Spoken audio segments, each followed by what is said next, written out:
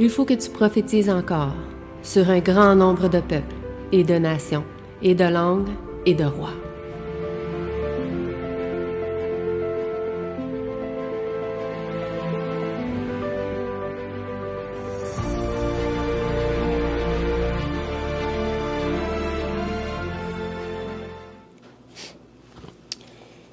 Donc, bonjour à tous, à ceux qui sont avec nous sur Zoom. Donc, j'espère que vous allez bien cette journée spéciale. Malgré le retard, Dieu a permis qu'on puisse arriver en bien, qu'on puisse commencer en bien et que tout puisse être propre pour le moment. Donc, c'est pas grave, Dieu comprend, puis aussi, on fait avec ce qu'on peut. Donc, aujourd'hui, on va parler du message du jugement. Qu'est-ce que la Bible nous dit en lien avec le jugement? C'est un message important. Donc, pour ceux qui n'étaient pas là depuis le début du trimestre, parce qu'on étudie ça à chaque trimestre. Dans le fond, chaque trimestre, chaque 3 mois, on étudie un sujet, verset par verset, avec des thèmes et tout. Puis, à chaque semaine, on révise ensemble, puis on s'assure que tout le monde a bien compris, on pose nos questions. Puis, c'est là qu'on discute beaucoup. Là. À ce moment-ci, c'est là qu'il y a beaucoup de discussions habituellement. Puis, on avait étudié depuis le début du trimestre le message du jugement, le sanctuaire. On avait tout étudié le sanctuaire, l'aspect de toutes les choses qu'il y avait dedans. Puis, on a lié ça avec la fin des temps, les prophéties bibliques, le livre de l'Hébreu et l'Apocalypse. Et aujourd'hui, on va un peu, vu qu'on arrive à la fin de l'année, à la fin du trimestre, on va un peu tout prendre ensemble, puis on va vous lancer ça d'en face un peu. Donc, on va y aller d'une façon simpliste, mais on va avancer ensemble pour comprendre ce qu'il y en est. Donc, avant de commencer, on va prier, bien sûr, c'est important, on va prier, on va rendre ce moment adéquat pour la gloire de Dieu, puis par la suite, on pourra entamer. Notre Père qui est aux cieux, j'aimerais te remercier pour ce moment que tu nous permets d'avoir, de pouvoir partager ensemble ce sujet important sur le jugement, le sanctuaire et tous les différents aspects, Seigneur, de ta parole. Puisses-tu bénir ceux et celles qui sont ici présents avec nous en personne ainsi que sur Zoom, que tu puisses permettre, Seigneur, que ce moment de partage, de discussion puisse être favorable pour chacun d'entre nous. C'est ma prière donc pour ces choses au nom de ton Fils Jésus-Christ. Amen. Amen. Donc, on va commencer dans Daniel 8, verset 14. Donc, si on peut donner une Bible aussi à notre frère qui est avec nous. On a toujours des Bibles en surplus, là, on ne sait jamais. On va aller dans Daniel 8, 14. C'est pas le texte du jour, mais on va aller faire une révision, là. Si je le trouve, il est là. Daniel 8, 14 disait... Et il me dit jusqu'à 2300 soirs et matins, puis le sanctuaire sera purifié. C'est le texte qu'on a étudié tout le long du trimestre. C'est notre texte central, Daniel 8, verset 14. Et le point central de Daniel 8, 14, c'est le sanctuaire sera purifié. Là, on parle de 2300 soirs et matins, on dit des chiffres, on parle de sanctuaire, on est peut-être un peu perdu dans cela, mais quand on se retrouve bien face à ça, on comprend bien le sujet principal de cela. OK? Et ici, ce qui est intéressant à faire ressortir, c'est qu'on liait le sujet du sanctuaire avec 2300 soirs et matins. OK? Donc, c'est un temps prophétique qu'on lie avec le sanctuaire. Donc, c'est pour ça que c'est important de comprendre le sanctuaire. On ne peut pas comprendre 2300 soirs et matins, la prophétie, si on n'a pas compris le sanctuaire. Et dans les dernières semaines, on avait étudié Daniel 9 aussi, qui nous parlait des 70 semaines, auquel on avait compris que pour comprendre cette grande prophétie des 2300 soirs et matins, il nous fallait comprendre cette prophétie de 70 semaines. OK? Puis, pour comprendre les 70 semaines, il fallait lire d'autres textes de la Bible qui nous disaient, c'est Dieu lui-même qui dit, chaque jour équivaut à une année. Donc là, il faut tout calculer en jours, années pour comprendre. OK? Donc, si je vous dis 70 semaines, ça fait combien d'années? Il faut mettre tout ça en jours. 70 ans, mais non, Ramna, c'est 70 semaines. 70 semaines, OK, tu prends une semaine, ça fait 7 jours. OK? Oui, ça fait un an littéral, mais en jours, ça fait 490 jours. 70 semaines en jours, ça fait 490 jours. Puis là, tu peux mettre ça en années, ça fait 490 ans. Puis là, ça fait une prophétie, selon le calcul de Dieu biblique. Puis quand tu pars de la bonne date, tu arrives au bon résultat. Puis les 490 ans commençaient à une date, puis se terminaient à la mort un peu après la mort de Jésus. Okay? Tout se complétait parfaitement. Puis quand on comprenait ça, eh bien, les 2300 soirs et matins, il faut rajouter à la fin de ces 490 ans, le reste du temps est parti, ce qui nous amène en 1844. Mais ça, on va en parler aujourd'hui. Okay?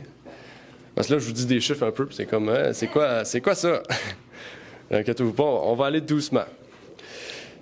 Il faut savoir que Jésus, dans Matthieu 24, a dit que ce qui avait été dit dans Daniel au sujet de l'abomination de la désolation allait arriver. On a compris aussi au travers de ce trimestre que l'abomination de la désolation, c'était Rome qui était venu détruire le temple juif à l'an 70.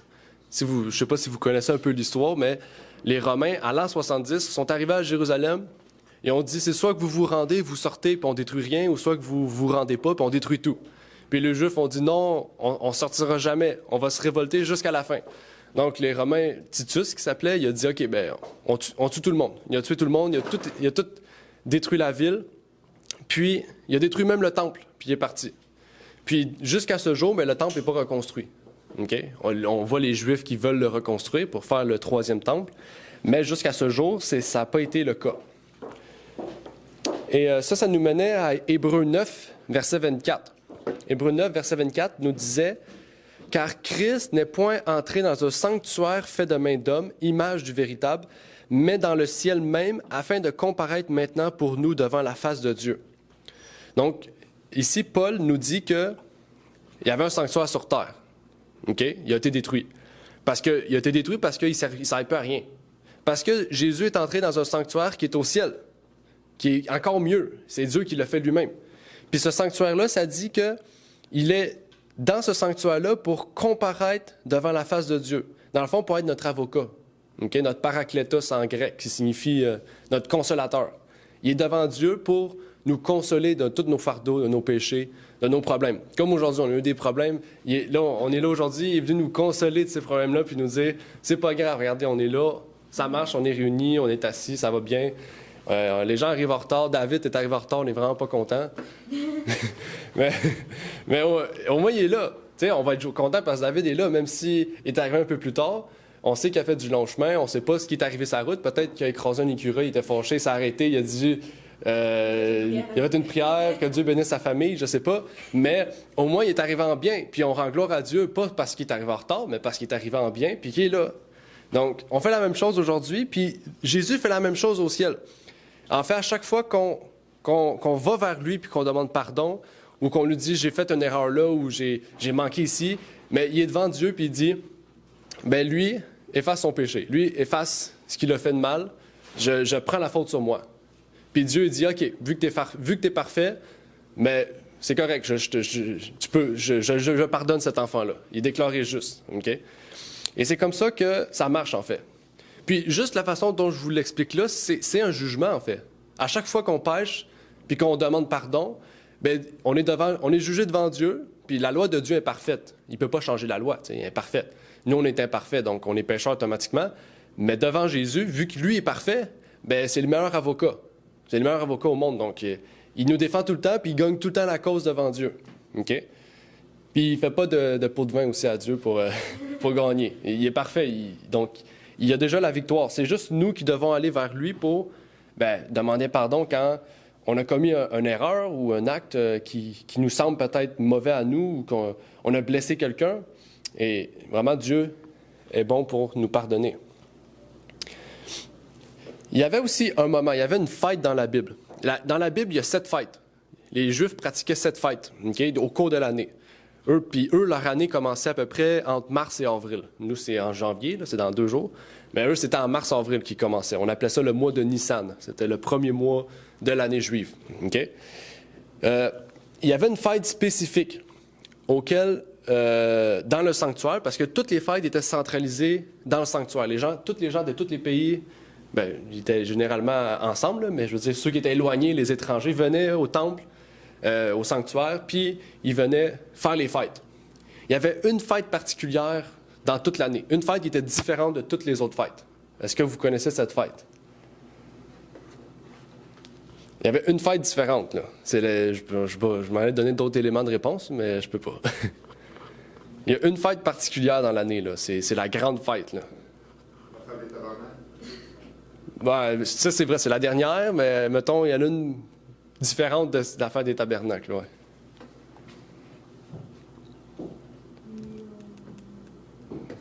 Je sais que tu vas le dire, t'es proche.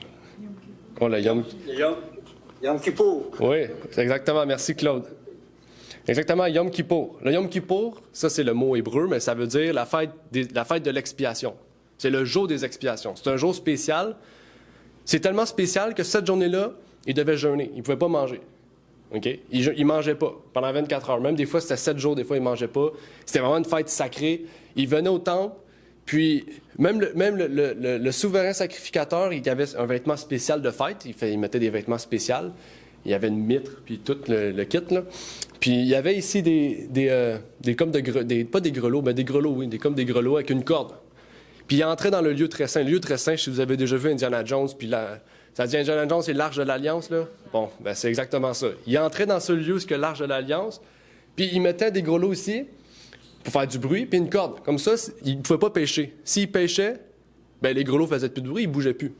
Puis il tirait par la corde après pour le sortir, parce que personne ne pouvait entrer là. C'était un lieu sacré, personne ne pouvait.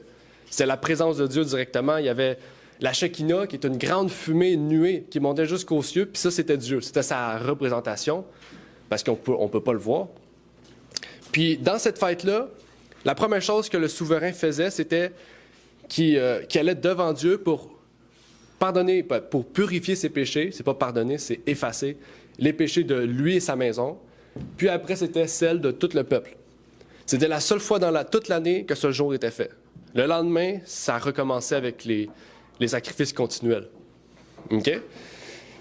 Donc, c'était vraiment une journée spéciale. Une journée où les gens, ils ne péchaient pas cette journée-là. Ils n'étaient pas seulement pardonnés, ils étaient purifiés. OK? Ou effacés. Tous les péchés étaient effacés.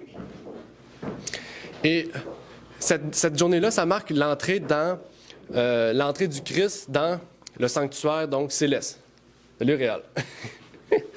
Puis, c'était une journée spéciale pour une œuvre spéciale. Et là, on a parlé de purification, je vous ai dit ça. Puis dans Daniel 8, 14, qu'est-ce que ça disait? Le sanctuaire sera purifié. Il y a un lien. C'est pour ça que si on comprend ce qui arrivait sur la terre, dans Lévitique, dans Deutéronome, dans tous les livres, le Pentateuque qu'on appelle, là, les 5 premiers livres de la Bible, qu'on appelle le Pentateuque, qui est le livre de Moïse, OK? Donc Genèse, Exode, Lévitique, Deutéronome, Nombre. Ben, hein? Ouais. Mais ces 5 premiers livres-là, c'est les livres de Moïse. C'est Moïse qui a écrit ces livres-là. OK?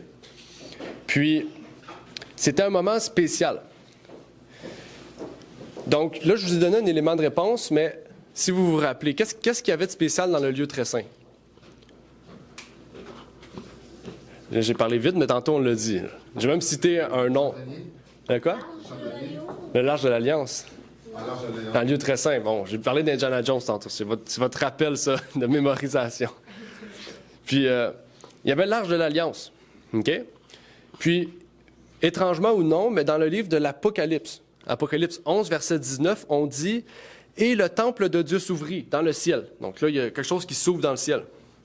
Puis là, c'est Jean qui voit ça. Il dit « Et l'arche de son alliance parut dans son temple. » Donc Jean, là, c'est pas... Jean, il vit à l'époque où il est sur une île. Okay? Il est en prison sur une île, sur Patmos. Une petite île où les pires criminels sont. Lui, il n'a rien fait, il a juste cru en Dieu.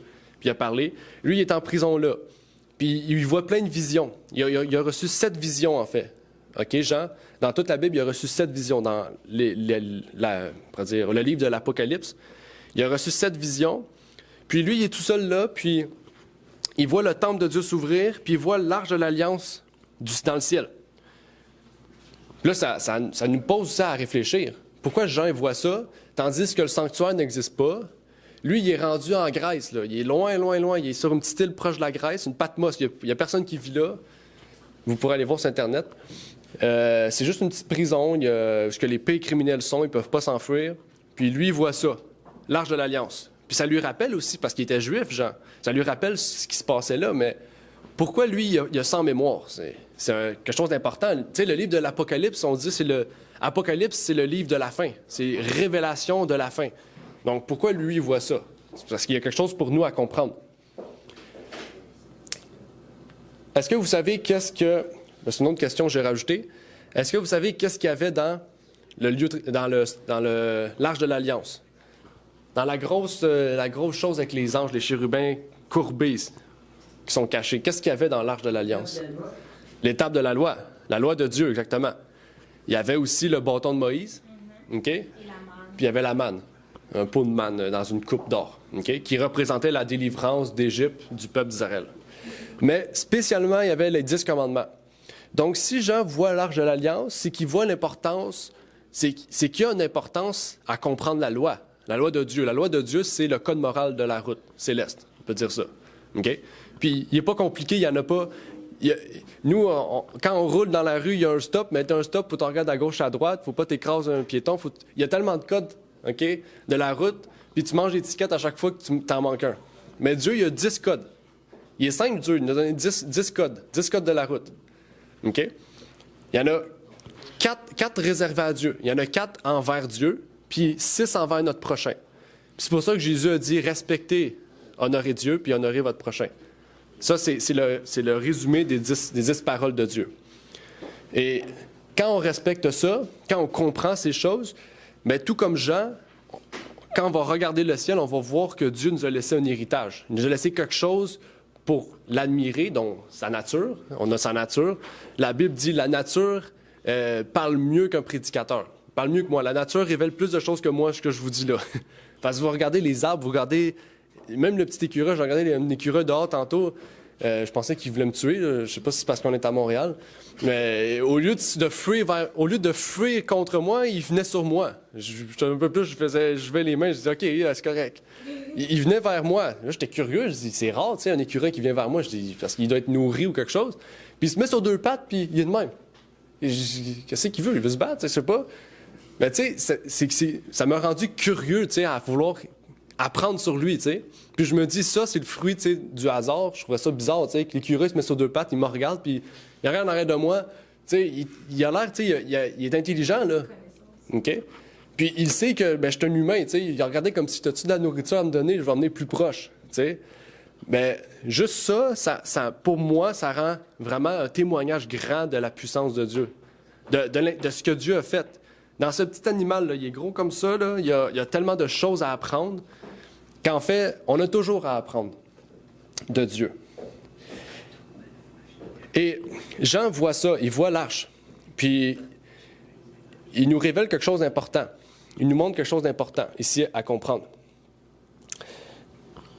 La première chose qu'il nous montre ici, c'est que, en fait, si Jean peut voir l'arche de l'Alliance, nous aussi, on peut voir cette arche. Dans un sens où ce qu'on peut, par la loi, voir la puissance de Dieu, voir le temple de Dieu.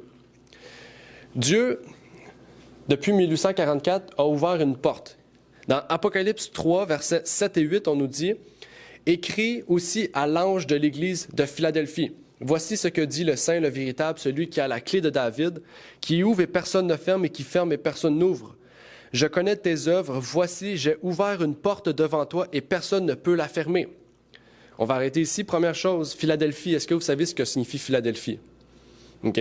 Vous avez déjà vu le fromage Philadelphia? Ça a la même signification. Okay. C'est plate à dire, mais c'est ça. Mais vous savez, Philadelphia, ça veut dire quoi? Vous savez pas? Ça veut dire amour fraternel. OK? Donc, la 6e église de la Bible révèle une église qui va développer l'amour fraternel, ou l'amour de Dieu, on pourrait dire ça comme ça aussi, OK? Qui est l'amour agapé. Et dans cette église-là, c'est pas elle qui est en ce moment, OK? C'est elle avant nous, OK? Dans l'église qui était un peu avant nous, il y a eu un moment où tout le monde était uni ensemble pour un événement précis, OK?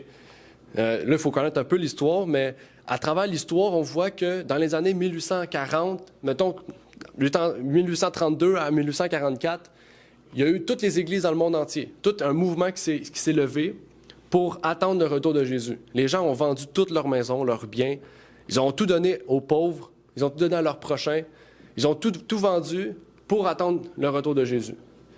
Puis quand c'est arrivé, Jésus n'est pas revenu, parce qu'on ne serait pas ici aujourd'hui. Jésus n'est pas revenu.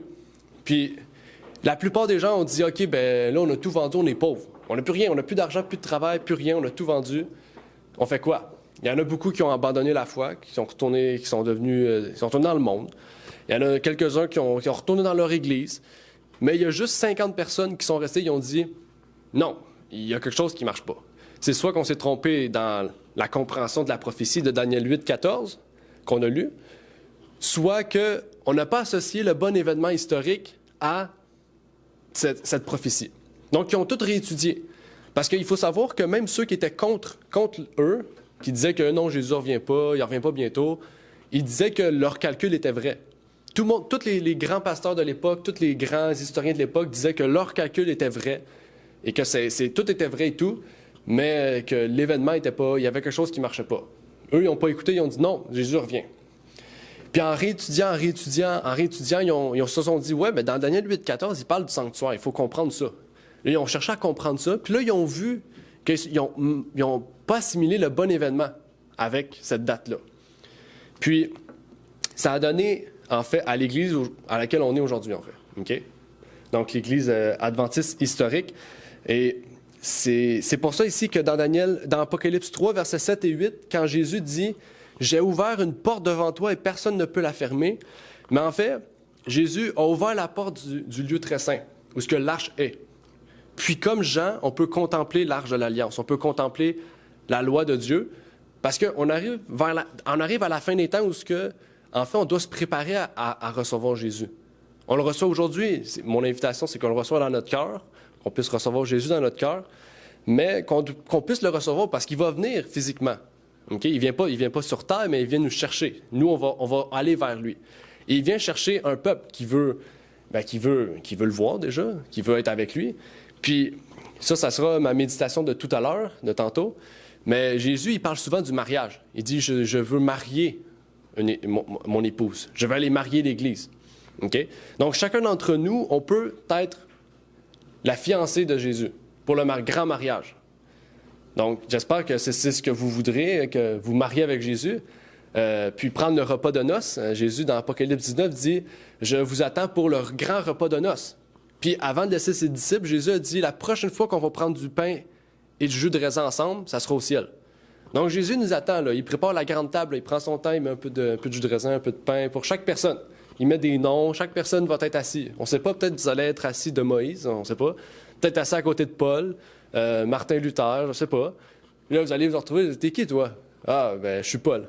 Ah, OK. Je t'ai pas mal lu dans toutes tes épîtres, Timothée, Philémon, Corinthiens. Donc, vraiment, pour moi, ça serait une joie de m'asseoir à côté de quelqu'un, je ne sais pas, la personne qu'on aime le plus dans la Bible. On sait pas, on peut aimer un livre plus qu'un autre. Hein. On peut dire, ben moi j'aime beaucoup les psaumes, puis la façon dont David et Asaph ont écrit les livres. Puis au ciel, ben vous allez être assis à côté d'Asaph, on ne sait pas, ou de David. On ne sait jamais. Et vraiment, ici, il y a un message important. Là, je ne respecte pas du tout ce que j'ai marqué, hein, parce que je sais que le temps arrive bientôt à la fin, fait que j'essaie de raccourcir, d'amener à comprendre ce qu'il y en est assez rapidement. Donc, on va aller vers la conclusion. C'est plus court que prévu, désolé. On va aller dans Éphésiens. Éphésiens, c'est dans le Nouveau Testament. Je vais vous aider avec la page parce qu'on a la même Bible, à moins que vous êtes déjà là. Moi, que je trouve la page, moi-même, je ne la trouve pas.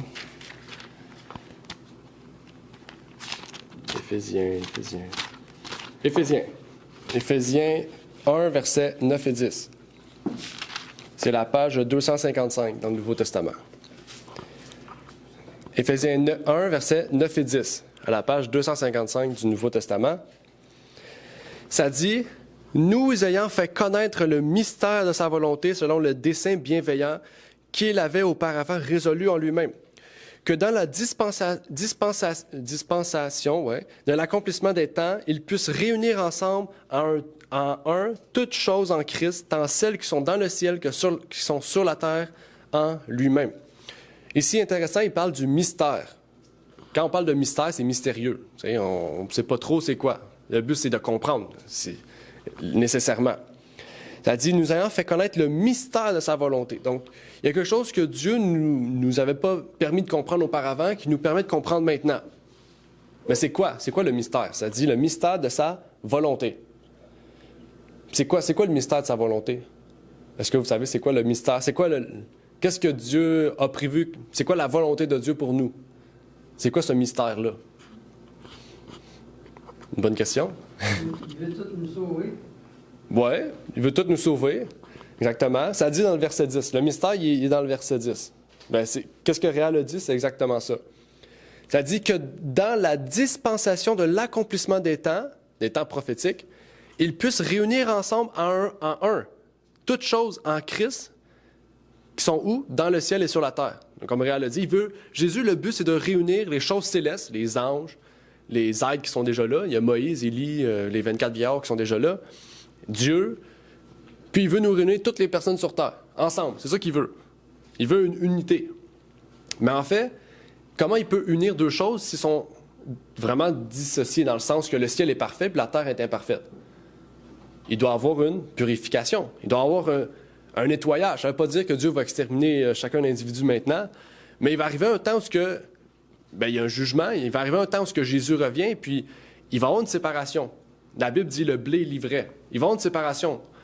Dans Apocalypse 22, ça dit que celui qui est juste reste injuste, celui qui est injuste reste injuste, celui qui est saint demeure saint.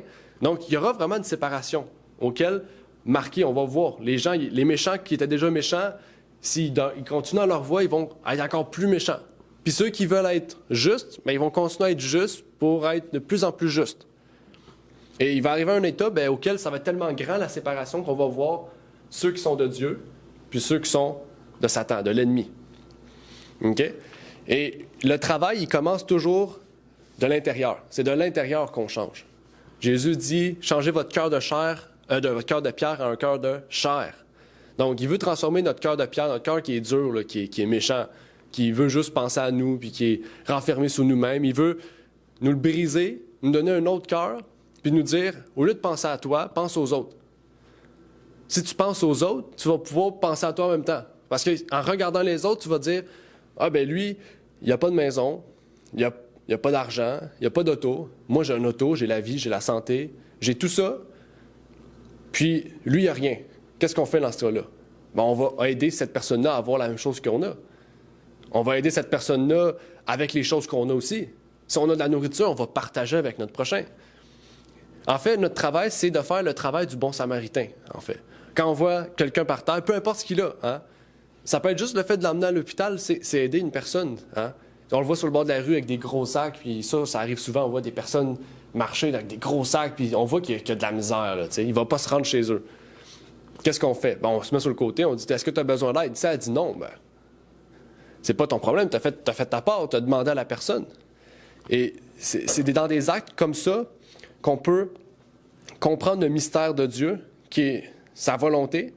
Sa volonté, c'est de nous réunir ensemble, bien sûr, mais déjà sur Terre, on peut faire sa volonté pour qu'ensemble, on puisse être réunis sur Terre, pour que quand ils viennent nous chercher, mais qu'ils ne voient pas une Église qui est éparpillée par n'importe comment, puis qui sont vraiment divisés.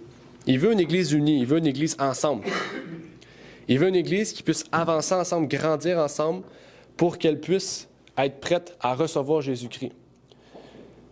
Comme tantôt j'ai dit, Jésus veut venir chercher une Église pour la marier. Qu'est-ce qu'on fait dans un mariage? La principale chose qu'on fait dans un mariage, c'est qu'on se prépare. On se prépare. Quand on est fiancé à une personne, c'est parce qu'on est engagé avec cette personne-là pour aller vers le mariage. Et il y a une préparation, hein? C'est pas demain je sors avec la personne, après-demain on est marié. Non. On apprend à connaître la personne. On apprend à la découvrir, à savoir qu'est-ce qu'elle veut de moi, qu'est-ce que moi je veux de lui, à nous chercher ensemble pour nous marier. Mais Jésus, c'est la même chose. Si on prend le temps d'étudier la parole de Dieu, on prend le temps de connaître Dieu, de connaître Jésus, on peut prendre le temps après ça de dire, dans une conscience pure, une conscience éclairée, dans notre liberté, notre libre conscience de pouvoir penser et réfléchir, de dire, est-ce que je veux suivre ou non Jésus? Et Ça, c'est un problème aujourd'hui. Il y a beaucoup de pasteurs ou de personnes qui vont altérer la Bible pour que les gens aient plus de facilité à venir à Jésus. Mais on ne peut pas donner une fausse idée de Jésus. Il faut garder ce que Jésus a dit. Si on reste clair sur ce que Jésus a dit, les gens qui vont être à l'Église, ça va être des gens sincères. Ça va être des gens qui vont connaître la volonté, qui vont dire « OK, oui, c'est vrai, Jésus a dit ça, ça, ça. Moi, je veux pas. » Bon, ben, c'est ton chemin, c'est ton choix. Mais Jésus a dit ça, tu sais. Et on ne peut pas défaire ce qu'il a dit. Et vraiment, je pense que le message d'aujourd'hui, c'est de comprendre que chaque jour, on est en transition, dans un escalier. On descend, on remonte. C'est ça la marche chrétienne. Il n'y a jamais de droit ou jamais de toujours comme ça. C'est des montagnes russes. Puis dans ces montagnes russes-là, eh bien, Jésus demeure avec nous. Puis c'est vraiment important d'avoir de la fraternité aussi avec l'Église. Et c'est ça le but de ces journées, pas seulement d'action de grâce, de sabbat, mais aussi de prendre le temps vraiment, avec ceux qu'on aime, avec ceux qui sont dans l'Église aussi, de fraterniser. Il faut prendre le temps parce que on voit, dans le monde qu'on vit, on voit les difficultés qu'il y a. On voit tous les alentours qu'on voit. Aujourd'hui, j'ai vu hier dans le journal, cette année, c'était la pire année au Québec au niveau de la nourriture. C'est la première année dans l'histoire du Québec que les gens consomment moins, achètent moins à l'épicerie, mais qu'il y a une plus grande population. C'est-à-dire qu'il y a eu plus de gens au Québec, mais il y a moins de nourriture qui est achetée. C'est la première fois dans l'histoire du Québec que ça arrive. C'est bizarre quand même, là. Il y a plus de population, mais la nourriture, tu sais, ça se peut de monter, mais non, ça a baissé. C'est-à-dire que les gens achètent moins. C'est-à-dire qu'ils mangent moins, parce qu'ils ont moins d'argent, parce que tout le reste a monté. Et juste ça déséquilibre une société. Hein? Parce que quand on a moins d'argent, là, Noël vient de passer, on a fait quoi? Je suis sûr qu'il y en a beaucoup qui ont coupé sur la nourriture pour acheter des cadeaux. Au lieu de donner de la nourriture à leurs enfants, on donnait des cadeaux à leurs enfants. Pour eux, peut-être c'est bien, mais en réalité, on voit que la société en ce moment est en train de briser intérieurement, c'est-à-dire personnellement, la dépression, tous les problèmes de drogue, de consommation, le crack a augmenté de 30% cette année encore. Au Québec, le fentanyl, la marijuana, sans inclure tous les autres problèmes. Hein, les divorces, le taux de divorce au Canada est à 55%. C'est-à-dire que chaque année, il y a 2 millions de mariages, 1 million de divorces. C'est fou pareil, hein? Ça augmente encore. Puis au Canada, on dit qu'on est chrétien. 55% de la population dit être chrétien. Pourtant, la moitié est divorcée. Ça veut dire que dans le christianisme, la plupart se divorcent. Après quelques années, 4-5 ans, c'est fou pareil. Il faut se dire que c'est briser la société. La consommation d'alcoolémie au Québec, les personnes qui consomment une fois par année minimum, c'est 85%. OK? On a eu des témoignages un matin quand on a fait le ménage. Mais ce que je veux dire, c'est que en 12 mois, il y a au moins 85% de la population qui consomme une bière, minimum. OK? Je n'ai pas dit ceux qui consomment à chaque semaine. Ça, on avait fait les études la dernière fois, je pense que c'est 72%. Là. Le taux d'alcoolémie au Québec est très haut, OK? Mais sans compter les drogues, sans compter les taux d'avortement, les taux de... Vous comprenez? Tous les problèmes que ça engendre, OK? C'est fou, là. La société est vraiment en train de briser de l'intérieur, dans la vie des personnes, puis dans le côté social aussi. Puis, c'est ça, le but de l'Église, c'est d'essayer de montrer l'exemple socialement, mais aussi de pouvoir aider socialement le plus possible. C'est ça le but de l'Église. Et même encore, l'Église est brisée, des fois. Les églises sont brisées aussi. Donc, qu'est-ce qu'on fait, là? C'est difficile hein, de vivre dans ça, là, dans tout ça. C'est pas plus facile pour moi ou pour ceux qui sont ici. C'est difficile pour tout le monde, là. Mais quand on est ensemble, on peut s'entraider, on peut passer au travers de ces choses.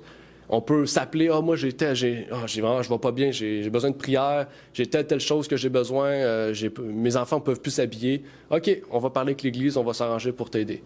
C'est ça l'Église, on s'entraide, c'est ça l'Église. On fait le mieux qu'on peut pour s'entraider, puis on doit parler. On doit être transparent l'un et l'autre. J'ai un problème envers toi, j'ai pas aimé ça quand tu as fait ça, mais tu sais, vraiment, c'est correct. Je te pardonne, mais je veux juste te dire que j'ai pas aimé ça. Ça m'a blessé et tout. OK, on se met ensemble, on prie, puis après ça, on va le lendemain joyeux, puis on se tient dans la main. C'est ça, une Église. Puis, par le message du jugement, je pense qu'il y a une espérance aussi à vouloir faire en sorte que Christ puisse être en nous, son caractère puisse être en nous, puis qu'on puisse révéler ses fruits envers notre prochain. OK? Donc, je pense que la situation d'aujourd'hui vraiment va être un grand message pour nous dans cette journée, auquel on peut rendre gloire à Dieu, même si on a 20 minutes de retard ou 30 minutes, puis que peu importe le temps ou peu importe qu'est-ce qui arrive, même si aujourd'hui on s'attend à avoir 60 personnes, même s'il y aurait juste Éric, Réal, David, puis vous, ça me dérangerait même pas, je serais heureux quand même, parce que juste parce que vous êtes là, moi je suis heureux. Peu importe le nombre, moi je suis heureux. OK? L'argent, c'est éphémère, mais les personnes, c'est éphémère aussi. Fait on aime mieux perdre de l'argent ou perdre une personne? Moi, j'aime mieux perdre de l'argent que de perdre une personne. Okay? Donc, il faut profiter des moments présents. Si Éric n'est plus là demain, même si j'aurais chialé toute ma vie sur lui, pour peu importe la raison, s'il n'est plus là demain, eh bien, j'ai plus d'Éric. De l'argent, je peux en avoir d'autres, mais j'ai plus d'Éric. J'ai plus des Réal après. J'ai plus de David. Okay? C'est là qu'on réfléchit auquel l'importance de vivre les moments présents, puis de se dire que, oui peut-être c'était pas le mieux, mais regarde, on est là, on est réunis, ça a marché, on a réussi à résoudre le problème, puis gloire à Dieu, puis on avance. Puis on grandit à cela par notre expérience de vie. Puis on peut être après ça un témoignage pour les autres. Donc, c'était la révision de l'école du sabbat, qui n'était pas du tout dans ce que j'avais prévu, mais Dieu, je pense, m'a permis de donner un peu de sa sagesse pour la partager avec vous, parce que depuis un matin, on court un peu, mais Dieu a permis que ça puisse bien aller. Est-ce qu'il y avait des questions avec la leçon? Est-ce que peut-être vous aimez faire un témoignage, un partage? Mais sinon, gloire à Dieu. Bon, on va terminer aujourd'hui. On va terminer là. S'il n'y a rien, on va prier, puis on va faire quelques chants. Notre Père qui est aux cieux, j'aimerais te remercier pour ce moment de partage que tu nous as permis d'avoir. Tu nous as permis, Seigneur, de partager ensemble sur ce sujet, que tu puisses envoyer ton Fils en nous, qu'il puisse être notre paraclétos, notre consolateur, notre avocat, notre guide, notre parole de vie, l'eau de vie, le pain de vie, tout ce qui donne la vie puisse être en nous, Seigneur. Que tu puisses amener ton Fils, ta présence et sa présence en nous, Seigneur, pour que nous puissions grandir, que nous puissions socialement aussi être des exemples, Seigneur, par notre joie, par notre bienveillance, notre désir d'aider notre prochain, de vouloir leur faire partager l'amour de Jésus-Christ, sa puissance, sa grandeur, sa miséricorde, sa révélation par la nature. L'étude de la science de la nature nous révèle les grandeurs, la grandeur que tu as. Vraiment, tu nous montres à quel point tu es tout-puissant, que nous sommes vraiment rien, nous sommes un grain de sable dans cet univers, mais tu nous révèles, Seigneur, que par toi, tu nous permets d'être une meilleure personne. Tu nous permets que même si nous sommes le dernier, tu nous amènes à être le premier. Donc, nous te remercions pour cela, que tu puisses bénir cette journée, permettre que les gens puissent venir en bien, Seigneur. Et c'est ma prière donc pour ces choses, au nom de ton Fils Jésus-Christ. Amen. Merci d'avoir écouté cette vidéo. Si vous désirez rejoindre l'œuvre au Québec, veuillez nous contacter par email à asjh1889 de Terrebonne @gmail.com et via Facebook à @asjh1889 de Terrebonne. Merci à vous et que Dieu vous bénisse.